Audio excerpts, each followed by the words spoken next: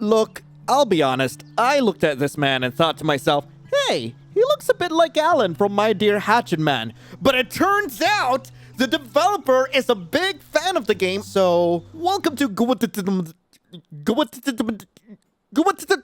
You'll find out what this means later. You're out on a date with your boyfriend, and he seems to be acting a little weird. He might be a little bit obsessed, but honestly, it's not what you expect. So I love that freaking face, and that's probably the only reason why I'm playing this game. But anyway, more often than not, you spend some time getting to know someone before jumping into a relationship. You're inclined to agree truthfully, but this time, you had a gut feeling, and you went for it. But it's been a few months, and you're starting to wonder if your gut was wrong. It was a quiet day, this late spring afternoon. Minus a cicada, that is. No one is really around at this hour, which means you have some privacy. Oh, is that what that is? Privacy. You mean that for both you and the person sitting next to you. Looking next to you, you get a good look at him. He looks tired, cigarette hanging out of his mouth. As much as he wished he wouldn't smoke, he had actually been cutting back a lot lately as per your request. You look like you have a lot on your mind, Sloan. He takes a long drag of his cigarette before tapping it on the edge of his shoe and smiling at me. I do, actually. It's always better when you're here, though. That comment made you smile. Sloan always seems calmer when he's around you. It made you feel important to him. He speaks as if he knew what was going through your mind. You are important to me. We wouldn't be dating if you weren't. You laugh a little bit. He was always so strangely good at that. You genuinely couldn't tell if he could read your mind sometimes. Best not to think on it too much. So, why did you want to hang out for today? Or is this just another day for us to be alone? You raise your eyebrow at him, questioning why he wanted to talk to you today. He almost seems desperate. Not that you really paid much mind to it. You generally thought his desperation to be by you was charming. His gaze had been off you for a while, but when his eyes turned to you, they feel odd today. It's almost as if the guy you've been dating for a few months isn't in front of you anymore.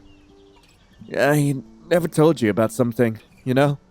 Sometimes I think you already know, honestly. He laughs and flicks his now burnt-out cigarette away from the two of you. Hey, Sloan! Go pick that up! You were getting ready to chastise him before he was inches away from your face, and you're suddenly cornered. Did you know, before you came into my life, I was kind of seeing someone else? What?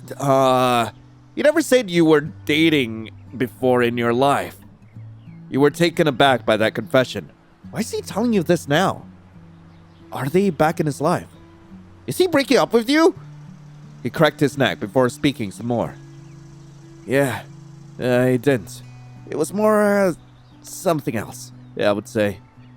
The way he was speaking was concerning. Sloan sometimes spoke cryptically, but it was never to this extent before. You tried to say something, but the words just weren't coming out. Well, I'm going to listen to what he has to say. After a moment, he scratches the back of his head and pulls out another cigarette from his pocket. I used to talk to God before I met you. Wait, what? Was he religious? You don't remember that coming up in a conversation at all before. He never seemed the type. Or is he cheating on me with God? I need to know.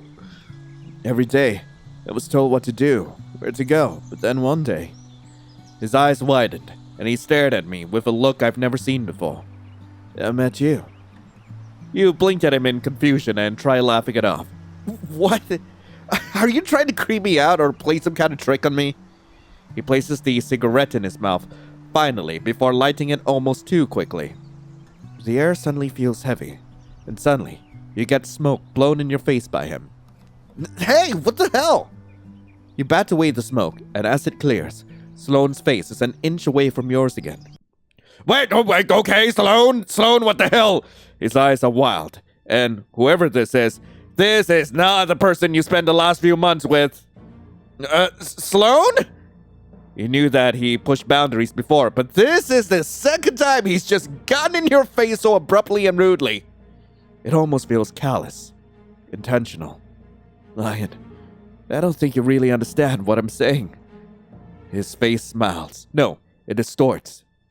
God used to talk to me, tell me what to do. Then one day, you showed up.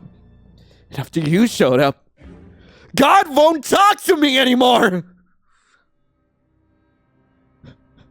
No, wait, what? What in the world did I just play? So what if I interject with explain yourself?